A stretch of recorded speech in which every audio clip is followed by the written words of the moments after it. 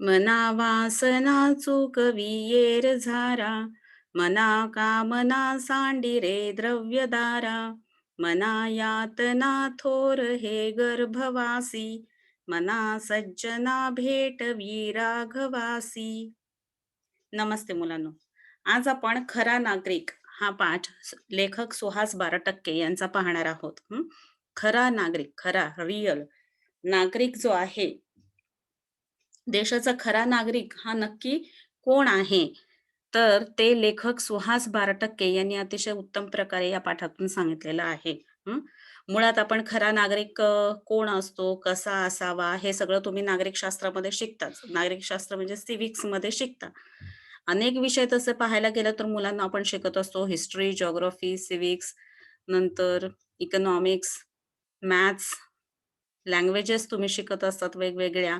तर या प्रत्येक गोष्टीतून जे काही किंवा मराठीचे सुद्धा तुम्ही जे काही पाठ शिकता, हिंदीचे शिकता किंवा इंग्रजीचे शिकता, तर या प्रत्येक गोष्टीमधून आपण जे काही शिकतो आहोत, ते आपल्या आचरणात जर आपण आणलं, तर खऱ्या अर्थाने त्या शिक्षणाचा उपयोग झाल्यासारखं आहे. हं. म्हणजे जे काही मूल्य, जे काही त्याच्यातून मूल्य मिळत असतील, जे काही संस्कार त्या पाठातून होत असतील, तर ती सगळी आपण आचरणात आणली पाहिजे. वागणुकीतून आपण ते दाखवलं पाहिजे. तर खऱ्या अर्थानं तुम्ही शिक्षण घेता आहात, सुशिक्षित आहात असं म्हणता येईल. नाहीतर मग तुम्ही कसे आहात, नुसते शिक्षित आहात. शिक्षित म्हणजे तुम्हाला लिहिता वाचता येतं इतकंच. पण जेव्हा तुम्हाला सुशिक्षित म्हणून घ्यायचं असतं, तेव्हा मात्र जे काही तुम्ही शिकता आहात, ते तुमच्या आचरणातून, वागणुकीतून, बिहेवियरमधून तुमच्या दिसलं पाहिजे. तर त्या शिक्षणाचा खरा अर्थ आहे किंवा खरा उपयोग आहे जीवनामध्ये असं म्हणता येईल. मग आता आपण पाहूया सुहास बारटक्के हे जे लेखक आहेत, त्यांनी खरा नागरिक कोणास म्हटलेलं आहे. तर हे प्रत्यक्ष आपण या पाठातूनच पाहूयात.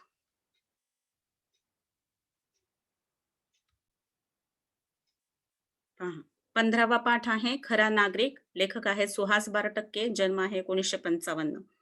प्रसिद्ध लेखक, पत्रकार, पत्रकार, रिपोर्टर, वडापाव, कोकणातल्या आडवाटा, कोकणातली देवालये, कोकण निसर्ग याग, सात मयुराची इत्यादी पुस्तके प्रसिद्ध आहेत. किशोर, लोकनाट्य, भटकंती, वसंत या मासिकांमधून विपुल लेखन म्हणजे मोठ्या प्रमाणावरती लेखन केलेलं आहे. उत्कृष्ट बालसाहित्य पुरस्कार प्राप्त मिळालेला आहे. प्रस्तुत पाठात लेखकाने शालेय विषय अभ्यासताना ते फक्त अभ्यासायचे नसून त्यातील मूल्ये आचरणात आणायची असतात. हे निरंजनच्या व्यक्तिरेखेतून स्पष्ट केले आहे. निरंजनने दाखवलेले प्रसंगावधान उल्लेखनीय आहे. या पाठामध्ये लेखकाने शालेय विषय, शालेय म्हणजे शाळेसाठी स्कूलमध्ये तुम्ही असताना जे काही विषय, सब्जेक्ट्स तुम्ही शिकत असता, तर ते शिकत असताना फक्त ते शिकायचे नसतात, अभ्यासायचे नसतात. तर त्यातून जी काही मूल्ये म्हणजे व्हॅल्यूज मिळत असतात, तर ती तुम्हाला आचरणात आणायची असतात. तुमच्या बिहेवियरमधून ते दिसलं पाहिजे. तर हे तुम्हाला निरंजनच्या व्यक्तिरेखेतून स्पष्ट केलेलं आहे. निरंजन नावाचा जो मुलगा आहे, त्याच्या व्यक्तिरेखेतून म्हणजे त्याच्या कॅरेक्टरमधून ते दाखवलेलं आहे. चरित्रातून दाखवलेलं आहे. निरंजनने दाखवलेले प्रसंगावधान उल्लेखनीय आहे. उल्लेखनीय आहे म्हणजे त्याची विशेषतः इथे नोंद करणं आवश्यक आहे. प्रसंगावधान, प्रसंगाचे अवधान राखणं. म्हणजे ज्यावेळेस काही प्रसंग तुमच्यावरती अचानक येत असतो, तर त्यावेळेस लगेचच तुम्ही म्हणजे त्या प्रसंगाला घाबरूनच तुमची विचारशक्ती थांबते किंवा बुद्धिमत्ता कुंठित होते. असं न होता तो जो काही अडचणीचा प्रसंग आलेला आहे, तर त्याचं तारतम्य राखून यावेळेस आपण आता काय करायला हवं याचा शांतपणे विचार करून त्याच्यावरती तोडगा काढणं, मार्ग काढणं हे फार महत्वाचं असतं आणि हे ज्याला जमतं तो आयुष्यामध्ये नेहमीच पुढे जातो. त्याला कधीही नैराश्य येत नाही. कितीही कठीण परिस्थिती असू दे, प्रसंग असू दे, त्याला पार करून जाण्याची ताकद त्याच्यामध्ये नक्कीच निर्माण होत असते. आणि म्हणून मुलांनो प्रसंगावधान हा एक खूप महत्वाचा गुण आहे, की जो आपल्यामध्ये असला पाहिजे. ज्यावेळेस आपल्यावरती एखादा प्रसंग येतो, तेव्हा न डगमगता तो प्रसंग कितीही कठीण असला, अवघड असला, तरी सुद्धा तुम्ही तारतम्यानं त्याचा विचार करून त्या प्रसंगावरती मात करायला किंवा त्या प्रसंगाचा तोडगा शोधायला, उत्तर काढायला तुम्ही नेहमी तयार असलं पाहिजे. आणि हेच तर शिक्षणाने तुम्ही तयार झाले पाहिजेत ना. पहा, आता हे कसं निरंजनच्या बाबतीत घडलेलं आहे ते या पाठातून पाहूयात. निरंजन आज भल्या पहाटेस उठून अभ्यासाला बसला होता. आज शेवटचा नागरिकशास्त्राचा पेपर. पहा, पहाटेस म्हणजे अर्ली मॉर्निंग आणि आज शेवटचा पेपर होता त्याचा नागरिकशास्त्राचा म्हणजे सिव्हिक्सचा. तो झाला की संपलीच परीक्षा. इतिहास, भूगोल आणि नागरिकशास्त्र तिन्ही विषयांचा केवढा अभ्यास करावा लागतो. त्यात हे नागरिकशास्त्र जरा अवघडच. अवघडच म्हणजे कठीणच आहे. डिफिकल्ट आहे. इतिहास, हिस्ट्री, भूगोल, जिओग्राफी, नागरिकशास्त्र, सिव्हिक्स आणि या तीनही विषयांचा खूप अभ्यास असतो आणि तो सगळा अभ्यास करताना नागरिकशास्त्र तर जरा कठीणच वाटतं आणि तो आज पेपर असल्यामुळे भल्या पहाटेच तो उठला. हं. म्हणजे अर्ली मॉर्निंग आणि पहाटेची वेळ ही कशी असते अभ्यासाची पहा इथे सांगितलेलंच आहे. पहाटेची सकाळची वेळ अभ्यासाला योग्य असते. हा भडसावळे गुरुजींनी दिलेला सल्ला अगदी योग्य होता. पहा हे अगदी बरोबर आहे मुलांनो, की पहाटे उठूनच आपण अभ्यास केला पाहिजे. सकाळच्या वेळेलाच आपण अभ्यास केला पाहिजे. आणि हा जो गुरुजींनी दिलेला सल्ला आहे, तसं पाहायला गेलं तर तुमचे प्रत्येक शिक्षक, तुमचे पालक हे नेहमी तुम्हाला सांगत असतात. पालक, पेरेंट्स, टीचर्स हे नेहमी तुम्हाला सांगत असतात, की मुलांनो पहाटे उठून अभ्यास करा. सकाळ-सकाळ अभ्यास करा. कारण सकाळी जो अभ्यास केलेला असतो, पहाटे जो अभ्यास केलेला असतो, तो कायम लक्षात राहण्यासारखा असतो. का ते पहा, तर सकाळच्या टवटवीत आणि प्रसन्न वातावरणात, अगदी फ्रेश वातावरण असतं त्यावेळेस हां, ॲटमॉस्फिअर. अभ्यास खूप छान होतो. शरीरही पुरेशा विश्रांतीमुळे ताजंतवानं बनलेलं असतं. रात्रभर शांत छान झोप झालेली असते तुमची. विश्रांती, आराम मिळालेला असतो शरीराला. त्यामुळे शरीर सुद्धा तयार असतं त्या कष्टासाठी. ताजंतवानं बनलेलं असतं, अगदी फ्रेश असतं. प्रसन्न वातावरणामुळे मनही अभ्यासात चटकन लागू शकतं. सकाळचं वातावरण जेवढं प्रसन्न असतं, तेवढं नंतर कधीच नसतं. त्याच्यामुळे सकाळच्या प्रसन्न वातावरणामध्ये, आनंदी वातावरणामध्ये, आल्हाददायक अशा वातावरणामध्ये मनही अभ्यासात लगेचच, चटकन म्हणजे लगेचच लागतं. हवेत सुखद गारवा असतो, हां, हो की नाही? थंडावा असतो हवेमध्ये. दुरून एखादी भुपाळी किंवा रेडिओवरचं आवडतं भक्तिगीत ऐकू येत असतं, हो की नाही? आता हे तुमच्या बाबतीत म्हणायला फारच अवघड आहे म्हणा. म्हणजे दुरून म्हणजे लांबून एखादी भुपाळी, भुपाळी म्हणजे काय? असं गीत जे पहाटेच्या वेळेस गायलं जातं, हां, देवाचं भक्तीपर गीत असतं आणि रेडिओवरचं आवडतं भक्तिगीत, हां, देवाची भक्ती करण्यासाठी जी गीतं असतात, तर असं भक्तिगीत किंवा एखादी भुपाळी म्हणजे पहाटेचं एखादं गीत, तर हे भक्तिगीत किंवा ही भुपाळी ऐकू येत असते. मी म्हटलं तुमच्या बाबतीत हे मात्र जरा कठीणच आहे. कारण सकाळ-सकाळच तुमचं अगदी ढांग, ढांग, ढांग, ढांग जे म्युझिक लागत असतं, तर त्याच्यातले किती अर्थ आपल्याला कळतात आणि ते किती मनाला शांतता त्याच्यामुळे लाभते, हा एक वेगळाच भाग आहे, नाही का? पण मुलांनो, ज्यावेळेस सकाळी असं देवाचं भक्तिपर किंवा एखादी भुपाळी आपण ऐकतो, त्यावेळेस खरंच मनाला खूप शांतता लाभत असते, खूप प्रसन्न वाटत असतं, बरं वाटत असतं आणि मग नैराश्य येण्याचं काही कारणच नसतं. आजकालच्या मुलांचं हे जे नैराश्य येण्याचं कारण आहे किंवा सतत त्यांना जे बोर वाटतंय, हे जे त्यांचं सांगणं असतं ना, ते याचमुळे की मुळात सकाळच तुमची छान झाली पाहिजे. ती कशी झाली पाहिजे? तर पहाटे उठलं पाहिजे. हे जे भुपाळीचे स्वर, भक्तिगीताचे स्वर, पक्ष्यांचं सुमधुर संगीत, हे तुमच्या कानावरती पडलं पाहिजे. सकाळ-सकाळ छान संस्कृतचे श्लोक तुम्ही म्हटले पाहिजे, गणिताची सूत्रपाठ केली पाहिजेत. मग पहा दिवस तुमचा किती छान जातो ते. पण उगाचच सकाळच जर तुमची चुकीची केली, पहाटच तुम्ही जर चुकीची सुरू केलीत, तर मग मात्र सगळा दिवस तुम्हाला तसं वाटायला लागतं, की आपल्याला बोर होतंय म्हणून, कंटाळवाणं वाटतंय म्हणून. कारण तुमची सकाळच मुळात चांगली झालेली नसते. भूपाळी उदाहरणार्थ एखादं घनश्याम सुंदरा श्रीधरा अरुणोदय झाला उठील करी वनमाळी वनमाळी अशा प्रकारची जी गीतं असतात सकाळी सकाळी जे गायलेली असतात पहाटे पहाटे तर ही आहे भूपाळी आणि भक्तिगीतं तर तुम्ही संतवाणी अभंग हे शिकताच तर ते नसेल, तर पक्ष्यांचं सुमधुर संगीत साथीला असतंच. मग समजा भुपाळी नाही ऐकायला मिळाली तुम्हाला, भक्तिगीत नाही एखादं ऐकायला मिळालं, तर निदान पक्ष्यांचं छान सुमधुर हां, गोडवा असलेलं, अगदी छान असं संगीत, चिवचिवाट जो आहे त्यांचा, तो तरी तुमच्या साथीला तुमच्या बरोबर असतोच की नाही? अशा आल्हाददायक वातावरणात संस्कृतचा एखादा श्लोक चटकन पाठ होतो. आल्हाददायक वातावरण, प्लेझंट वातावरण, ॲटमॉस्फिअर जे आहे, आनंददायी असं जे वातावरण आहे, अशा वातावरणामध्ये संस्कृतचा एखादा श्लोक असेल, तर तो लगेचच पाठ होतो. एरवी न कळलेलं गणित चटकन कळतं. म्हणजे एरवी शिक्षक शिकवत असताना समजा नाही समजलं, स्वतः करताना नाही समजलं, पण असं जेव्हा तुम्ही सकाळ-सकाळ किंवा पहाटे ते गणित घेऊन बसता, तेव्हा मात्र ते लगेच तुम्हाला कळतं, समजतं.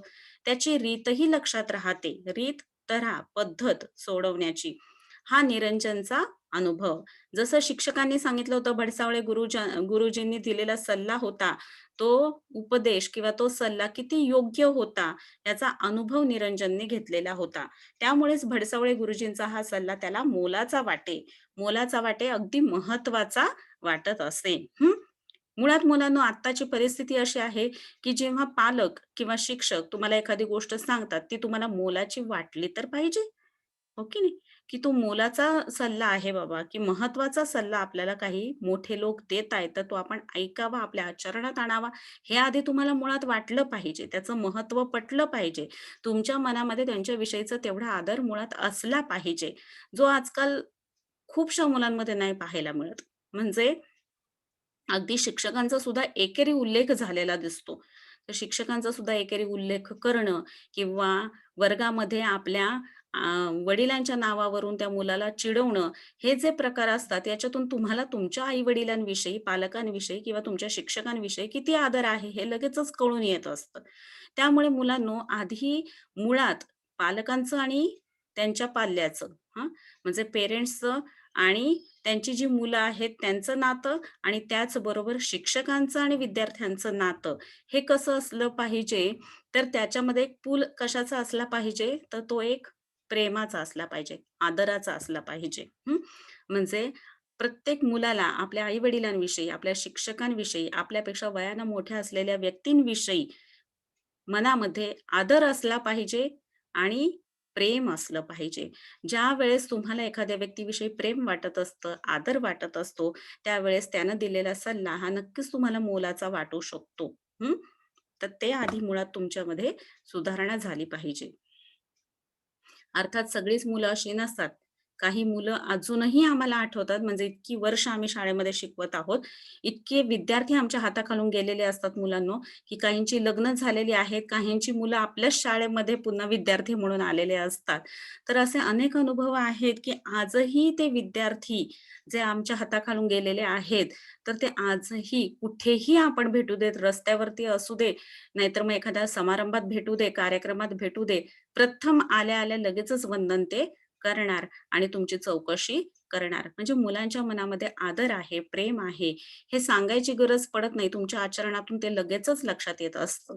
आणि हे नेहमी आयुष्यभर लक्षात ठेवा मुलांनो, ते तुमच्या उपयोगाचं आहे. शिक्षकांविषयी, पालकांविषयी, मोठ्या व्यक्तींविषयी नेहमी मनामध्ये आदर असला पाहिजे. त्यांच्याविषयीची प्रेमाची भावना असली पाहिजे. कारण कुठल्या आई-वडिलांना असं वाटेल, की माझ्या मुलाचं वाईट व्हावं? कुठल्या शिक्षकांना असं वाटेल, की माझ्या विद्यार्थ्याचं वाईट व्हावं? कोणालाच वाटणार नाही. त्यामुळं हे शिक्षक जे आहेत, आपले आई-वडील जे आहेत, त्यांच्या भावना नेहमी जपायला शिका. हं. निरंजनची गुरुजींवर अपार श्रद्धा होती. पहा, त्याची गुरुजींवरती अपार श्रद्धा आहे. खूप भक्ती आहे, विश्वास आहे, खूप मोठा विश्वास आहे त्याचा आपल्या गुरुजींवरती. मुळात मुलांनो, विश्वास ठेवायला शिकत चला एखाद्या व्यक्तीवरती आणि हा प्रचंड विश्वास किंवा प्रचंड श्रद्धा जी तुमची असते आपल्या गुरुजींवरती, तर तीच तुम्हाला योग्य मार्ग दाखवण्यासाठी उपयोगी पडत असते. पण समोरच्याला काय कळतंय आणि देवानं जी काही अक्कल दिली ती मला एकट्यालाच दिलेली आहे किंवा मला एकटीलाच दिलेली आहे, असं मानणाऱ्यांचं मात्र मग अवघड असतं. कारण कसं असतं मुलांनो, जेव्हा तुम्हाला एखादी गोष्ट मिळवायची आहे, मडक्यामध्ये पाणी केव्हा भरलं जाईल? जेव्हा ते मडकं सरळ ठेवलेलं असेल आणि ते रिकामं असेल, तर त्याच्यामध्ये पाणी भरलं जाईल ना. त्यामुळे तुम्ही जर नम्र असाल आणि मला ज्ञानाची गरज आहे, असं जेव्हा तुम्हाला वाटत असेल, तेव्हाच त्या मडक्यामध्ये ज्ञान भरलं जाणार आहे, हो की नाही? तेव्हाच ते मडकं जे आहे ते ज्ञानानं भरणार आहे. त्यामुळे नेहमी शिक्षकांसमोर, पालकांसमोर, मोठ्या व्यक्तींसमोर आपण नम्र असलं पाहिजे, त्यांचा आदर राखला पाहिजे आणि त्याचबरोबर ते जे काही शिकवत आहेत, ते आपल्या आचरणामध्ये आणलं पाहिजे. आदरपूर्वक त्याचा स्वीकार केला पाहिजे, नम्रपणे स्वीकार केला पाहिजे. तसं गुरुजींचंही निरंजनवर खूप प्रेम होतं. कुठल्याही पालकांचं जसं आपल्या मुलांवरती प्रेम असतं, तसं शिक्षकाचं प्रत्येक विद्यार्थ्यावरती खूप प्रेम असतं. प्रेम असतं, जिव्हाळा असतो. तो त्यांचा लाडका विद्यार्थी होता. हं. कारण तो अतिशय प्रामाणिकपणे काम करायचा आणि अभ्यासही. हे खूप महत्वाचं आहे मुलांनो. तुमच्या प्रत्येक कामामध्ये, तुमच्या अभ्यासामध्ये प्रामाणिकपणा असणं फार महत्वाचं आहे. गेली वर्षानुवर्ष मी तुम्हाला हे सांगते आहे, शिकवते आहे, की प्रामाणिकपणा हा फार महत्वाचा आहे आणि कोणत्याही गोष्टीमध्ये अभ्यास करणं, हां, त्या गोष्टीच्या मुळाशी जाणं, त्याचा अभ्यास करणं आणि प्रामाणिकपणे आपण ते काम करणं हे फार महत्वाचं आहे. आणि मग पहा तुम्हाला त्या कष्टातून जे मिळवलेलं फळ असेल ना, ते नक्कीच गोड असेल. या जगात त्याचं असं कोणी नव्हतंच. त्याला कोणीच नव्हतं. दूर-दूरच्या नात्यातल्या एका मावशीच्या घरी चिपळूण शहरालगतच्या, शहराच्या बाजूच्या एका उपनगरात त्याला जोडूनच असलेल्या एका उपनगरात तो राहायचा. गावापासून दूर डोंगराच्या पायथ्याशी हे मावशीचं घर होतं. डोंगराच्या पायथ्याशी म्हणजे डोंगराचा खालचा भाग हं, आणि डोंगराचा कडेचा, टोकाचा भाग म्हणजे वरचा भाग. आई-वडील लहानपणीच वारले. पहा, आई आणि वडील नाहीत आणि ज्या मुलाला आई-वडील नाहीत, त्यालाच आई-वडील म्हणजे काय किंवा आई-वडिलांची किंमत काय असते हे कळतं. कारण कसं असतं जिथं पिकतं तिथं विकत नाही. म्हणजे जिथे मुलांना आई-वडील आहे, सगळ्या सुखसुविधा आहेत, त्यांना त्याची किंमत कळत नाही. पण ज्याला नाहीच आहे, त्यांना मात्र त्याची फार किंमत कळत असते. काही दिवस मामाने सांभाळ केला. हं. मामा, आईचा भाऊ त्यांना सांभाळलं आणि मग कामासाठी म्हणून चिपळूणला आणलं. या मावशीकडे आणून सोडलं. मावशी आता ही दूरची मावशी आहे. तसं पाहायला गेलं मावशी म्हणजे आईची बहीण. या मावशीकडे आणून सोडलं आणि तोही मुंबईला निघून गेला, तो कायमचाच. पहा गेला तो परत कधी आलाच नाही. कायमचाच निघून गेला. जाताना मोलाचा सल्ला मात्र देऊन गेला. त्याने पण काय सल्ला दिला होता? "रडत बसू नको. शेण, गोठा वगैरे जी पडतील ती सारी कामं कर. मावशी देईल ते खा आणि इथंच राहा. मावशी तुला शाळेतही घालणार आहे." पहा ही महत्त्वाची गोष्ट, की मावशी तुला शाळेत घालणार आहे. नाहीतर आई-वडिलांच्या मागे आणि त्यातही ज्यांची परिस्थिती गरिबीची आहे, तिथे मुलांचे काय हाल होतात, हे आपण इथे बसून त्याची कल्पना सुद्धा करू शकत नाही मुलांनो. कारण ज्याने ते भोगलेलं आहे, ज्यानं ते सोसलेलं आहे, त्यालाच त्यातली पीडा काय असते, त्यातलं दुःख काय असतं ते कळू शकतं. आणि म्हणून त्याला सांगितलं, की रडत बसू नको, शेण काढणं म्हणजे गोठा साफ करणं. गोठा म्हणजे गाई-गुरं जी ठेवलेली असतात ती जागा, ती गोठा आणि त्यांनी जी घाण केलेली असते ते म्हणजे शेण. तर मग हे शेण काढणं, गोठा वगैरे स्वच्छ करणं ही सगळी कामं करत जा आणि मावशी देईल तेच खात जा, जे मिळेल ते. कारण परिस्थिती तशी कशी आहे, बेताचीच आहे. मामा गेला तो पुन्हा परतला नाही. मात्र लहानगा निरंजन मावशीच्या घरी प्रामाणिकपणे काम करायचा. प्रामाणिकपणा फार महत्वाचा आहे मुलांनो आणि जो तुम्ही तिथे एकदा का तुमचा प्रामाणिकपणा दिसला, की तुमच्यावरती लोक विश्वासानं कामं सोपवायला तयार होतात. पण ज्या ठिकाणी तुम्ही अप्रामाणिकपणे वागत आहात, जिथे तुम्ही सत्यानं वागत नाही आहात, तिथे मात्र आणि ते हे लगेचच चटकन लक्षात येतं, की छोट्या-छोट्या गोष्टीतून तुमचं काय स्वभाव आहे, तुमच्यामध्ये काय गुणधर्म आहेत, हे लगेचच कळत असतं.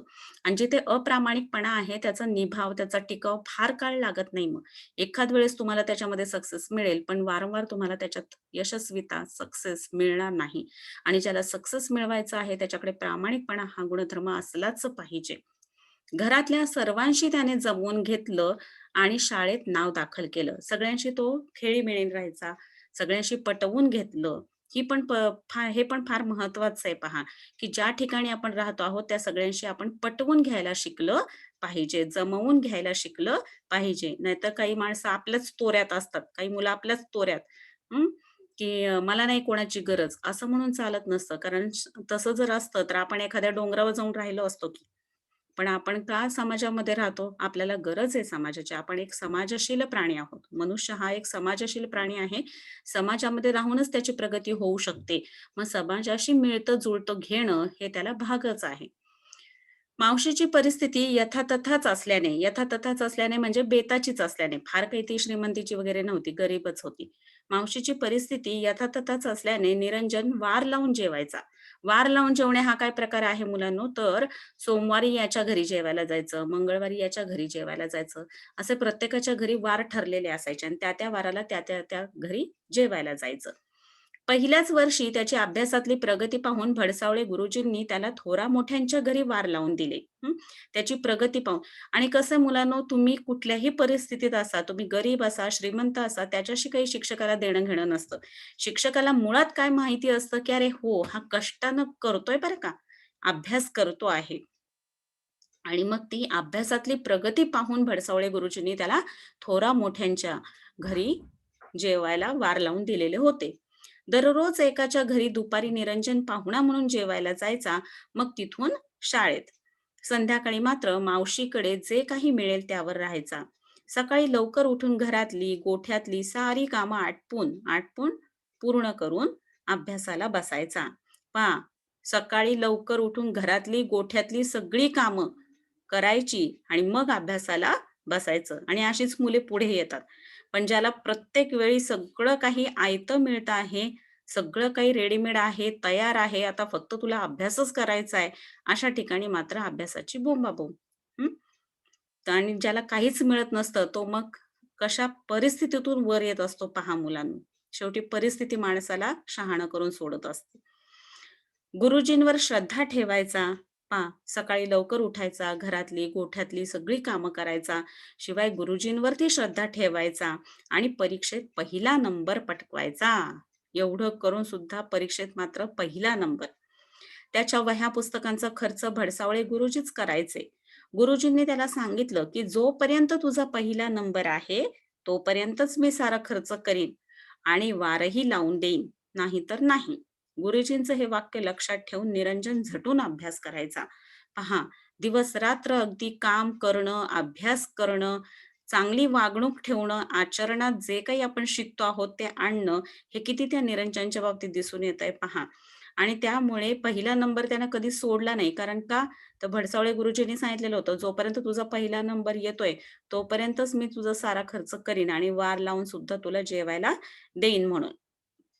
हे कायम त्यांनी लक्षात ठेवलेलं होतं आणि म्हणून तो कष्टानं अभ्यास करत होता. आज नागरिकशास्त्राचा अभ्यास करत असताना आधीचे सगळे पेपर्स चांगले गेले असल्याने तो मनोमन खुश होता. हां, आता नागरिकशास्त्राचा सिव्हिक्सचा पेपर होता आणि आधी जेवढे काही पेपर झाले होते ते सगळे त्याला छान गेलेले होते. त्यामुळे तो आनंदी होता. नागरिकांची कर्तव्ये कोणती? उत्तम नागरिक कुणाला म्हणावे? लोकसभा म्हणजे काय? ग्रामपंचायतीचा प्रमुख कोण असतो? साऱ्या प्रश्नांची उत्तरे त्याला धडाधड येत होती. म्हणजे किती व्यवस्थित अभ्यास होता, की त्याला कुठूनही काहीही विचारलं तरी त्याला सगळं येत होतं. अभ्यास करता किती वेळ लोटला कुणास ठाऊक. किती वेळ लोटला, किती वेळ निघून गेला, हे कोणाला कळलंच नाही. निरंजन ताडकन उठून उभा राहिला. एकदमच तो उठून उभा राहिला. 9 वाजून गेले होते. 10:30 ची परीक्षा. त्याआधी देशमुखांकडे जायचं होतं. केवढं तरी लांब चालायचं होतं. भराभर आवरून तो निघाला. पहा मुलांनो, शिक्षणाची किती ओढ असते काही मुलांना, की काही जणांना नदी, नाले, ओढे असं पार करून शिक्षणासाठी जावं लागतं. बरंच अंतर चालत जावं लागतं. पायामध्ये चप्पल नसते. अनेक नद्या वगैरे मध्ये लागत असतील तर काही मुलं तर पोहून या किनाऱ्यावरून त्या किनारी परीक्षेला म्हणा किंवा अभ्यासासाठी म्हणा किंवा शाळेला म्हणून जात असतात आणि एवढ्या कष्टानं ते शिक्षण घेत असतात. अर्थात जो प्रामाणिक कष्ट घेतोय ना मुलानो, तो आयुष्यामध्ये नक्कीच पुढे जातो. त्यामुळे ही एक गोष्ट तुम्ही कायमच लक्षात ठेवा, की कष्टाला पर्याय नाही आणि ज्याच्याकडे प्रामाणिकपणे कष्ट घेण्याची तयारी आहे, तो शेवटपर्यंत यशाचं शिखर गाठत राहतो. पण जो अप्रामाणिकपणे यशस्वीततेचे शिखर गाठत असतो, तो फार काळ तिथे टिकणारा नसतो. हे नक्की लक्षात घ्या. आणि त्यामुळे प्रामाणिकपणे कष्ट करा आणि जे हवं असेल ते अट्टाहासाने मिळवायला शिका. प्रयत्न केले तर काय होतं, प्रयत्नाने मग ते काम झालं तरी चालतं, नाही झालं तरी चालतं. पण जेव्हा तुम्ही अट्टाहास करता, की नाही मला हे मिळवायचंच आहे आणि त्यासाठी वाट्टेल ते प्रयत्न घेण्याची, कष्ट करण्याची माझी तयारी आहे, असं जेव्हा तुम्ही म्हणता, तेव्हा तुम्ही ते मिळवूनच दाखवता. त्यामुळे लावायला शिकत चला मुलांनो. मला हे मिळवायचंच आहे आणि मी ते मिळवून दाखवणारच. हं. जसं लोकमान्य टिळकांनी म्हटलेलं होतं ना, स्वराज्य हा माझा जन्मसिद्ध हक्क आहे आणि तो मी मिळविणारच. तर असं लावायला शिकत चला. म्हणजे मग अट्टहासाने ती गोष्ट पूर्ण होऊ शकते. हं. मग कितीही कष्ट पडले त्याच्यासाठी दिवस-रात्र तरी तुम्हाला त्याची फिकीर नसते, काळजी नसते किंवा ते कष्ट मुळात वाटतच नाहीत तुम्हाला. कारण तुम्ही अट्टहास धरलेला असतो, की मला हे मिळवायचंच आहे कोणत्याही परिस्थितीत. त्यावेळेस मात्र तुम्ही दिवस-रात्र झटून काम करता आणि ती गोष्ट मिळवताच. हं. तर असा आत्मविश्वासही असावा आणि असा प्रामाणिकपणा असावा आणि असे कष्ट घेण्याची तयारी सुद्धा असली पाहिजे. हं. आता हा भराभर आवरून निघालेला आहे. पुढे काय होतं ते आपण पुढच्या व्हिडिओमध्ये पाहूयात. धन्यवाद.